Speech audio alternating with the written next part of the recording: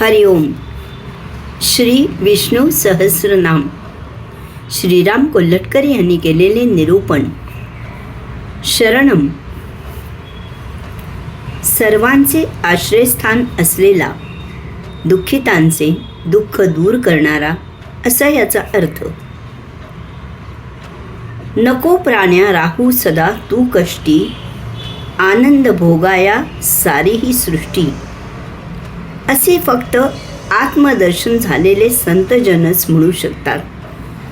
आपण सर्वसामान्य माणसे मात्र सुखदुःखांच्या तडाख्यात सापडून बेजार होऊन जातो.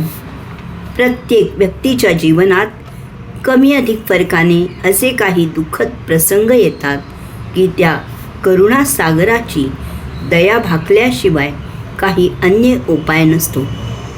प्रत्येक व्यक्ती आपल्या सर्व सामर्थ्याने संकटाचा मुकाबला करण्याचा प्रयत्न करतेच, पण बहुतांश वेळेस मानवी प्रयत्नांची मर्यादा आपणास प्रकर्षाने जाणवते. त्या वेळेस ते संकट जीवावरचेच वाटते. मानहानी, आजारपण, अकाली मृत्यू, निसर्गाची अवकृपा, आर्थिक विवंचना या सर्व संकटामागची कारण मीमांसा जाणून घेण्या इतके आपले मन त्यावेळी स्थिर नसते. मग अशा वेळी काही उपायच नाही का या संकट निवारणार्थ?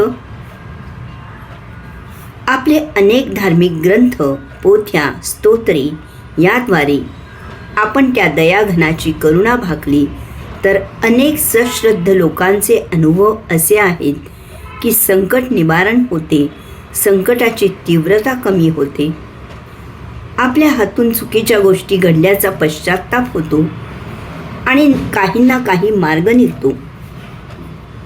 श्री गुरुचरित्र, गजानन विजय ग्रंथ, समर्थांचे चरित्र हे आपण अभ्यासले तर अनेकानेक दुःखी कष्टी लोकांचे दैन्य, दारिद्र्य, संकटे यांनी दूर केल्याचे आढळेल.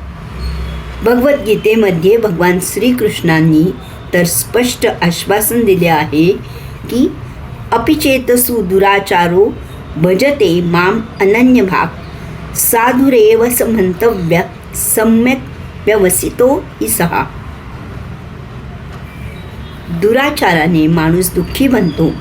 असा दुःखी कष्टी माणूस अनन्य भावाने जर मला शरण आला तर त्याला साधूच मानावे. संकटाच्या निमित्ताने का होईना त्या परमेश्वराची आपल्याला आठवण होते. आपण त्याला शरण जातो आणि आपल्या दुःखाचे तो हरण करतो.